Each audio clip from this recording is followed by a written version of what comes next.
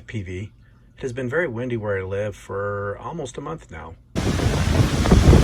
Consequently, I have not been flying much. Well, the winds have finally died down, so for the past week, I've been flying the BetaFPV Meteor75 1S. This is the ELRS version.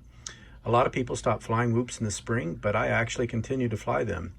I moved to the larger ones like this Meteor75 because I think they're great little park flyers. They're safe around people, they don't make a lot of noise, they have good flight time, and I just really enjoy them. They're low stress to fly, and so that's why I continue to fly them the year round actually.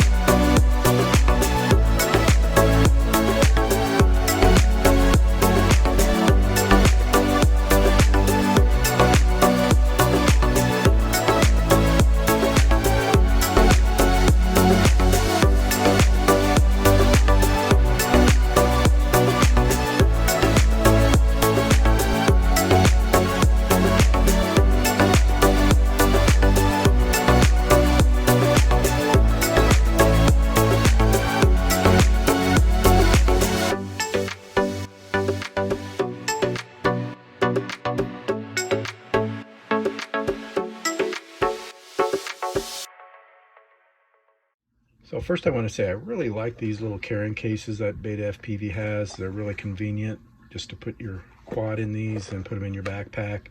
And I can put in multiple quads of the Whoop variety. And these carrying cases just keep everything neat and tidy. Of course, you get the quad itself. You get an extra set of props. You get a screwdriver. You get a BT 2.0 charger, and with the cable, and then you get two 450 milliamp hour BT 2.0 1S batteries. So let's quickly go through the specs of the Meteor 75 Express LRS version, the 2.4 gigahertz version. The motors are the newer 0802 SE motors that are 19,500 kV. The props on here are the 40 millimeter two blade props. They're bi-blade, and they do have a 1 millimeter shaft. The camera on this is BetaFPV's CO2 micro camera. The VTX is power switchable between 25 and 350 milliwatts, so you should have plenty of range for a whoop. The connector, of course, is BetaFPV's back here, BT 2.0 connector. The flight controller is an all-in-one flight controller. I'm not going to take the canopy off, but it's the Express LRS SPI version. It's an F4 processor. The receiver antenna, it's on the all-in-one board itself, is a ceramic little square antenna. It gives you plenty of range for a small whoop like this. It does have built-in on-screen display. The ESCs are capable of 5 amps continuous with 6 amp burst. And if you're interested in the firmware for the ESCs, it's the 0HS 48 kilohertz version, so that should give it a little more efficiency in flight time. The weight without a battery did come in at 24 grams. One thing I'd like to mention, it does come with a props out or reverse prop configuration, where the props are going to be spinning away from the center line of the quad. So here are my final thoughts on the BetaFPV Meteor75 1S ELRS Whoop. The pros, I think the flight times are great. I was getting about 4.5 minutes of flight time with mixed acro and cruising. At rest, after I landed and removed the battery, it recovered to 3.6 volts. I think you could probably get 5 minutes out of it if you were just cruising around. So overall, the 4.5 minutes of mixed acro and cruising, I think is great for a whoop. The tune out of the box was good. I just added my rates and made some changes to the OSD because it was a little cluttery, but that's more of a personal preference. I would like to mention, if you're running on your transmitter ELRS version 2.0 or greater, mine came with a version of Betaflight 4.3 that had the 1.0 version of ELRS, which wasn't compatible with my transmitter when I tried to bind it. So definitely keep that in mind.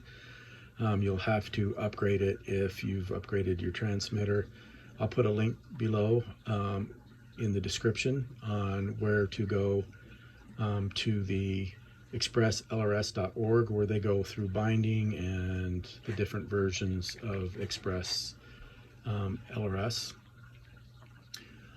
You will need to download your diff file. That's easy to do with the newer Betaflight configurator. Just in the Profiles tab, top right corner, you can save your configuration and then reload it after you upgrade to the later version.